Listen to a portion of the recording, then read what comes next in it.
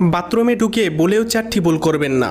যদি আপনি এই 4টি ভুল করেন তবে আপনার জীবনও চলে যেতে পারে। আল্লাহ তাআলা মানব জাতিকে সৃষ্টি করার 2000 বছর পূর্বে জিন জাতিকে সৃষ্টি করেছিলেন। জিনেদের মধ্যে 2টি দল রয়েছে, একটি হলো ইমানদার জিন, আরেকটি হলো কাফির জিন। ইমানদার জিনেরা থাকে পবিত্র জায়গায়, মসজিদ মাদ্রাসায়, আর কাফির জিনেরা থাকে অপবিত্র জায়গায়, বাথরুমে। তাই বাথরুমে ঢুকে 3টি ভুল করবেন না। সেই 3টি ভুল কি তা জানার আগে আপনি যদি মুসলিম হয়ে থাকেন তাহলে ভিডিওটিতে একটি লাইক এবং চ্যানেলটি সাবস্ক্রাইব করুন এবং আপনার সুন্দর নামটি কমেন্টে লিখে যান। নাম্বার 1, বাথরুমে ঢোকার পূর্বে দোয়া পাঠ করুন।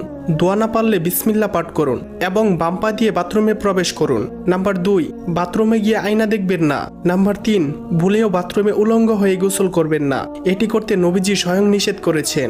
উলঙ্গ হয়ে গোসল করলে কাফের জিনেরা আপনার উপর আক্রমণ করতে পারে। নাম্বার 4, বাথরুমে ঢুকে সূরা বা দোয়া কালাম পাঠ করবেন না। এটি একটি মারাত্মক গুনাহ।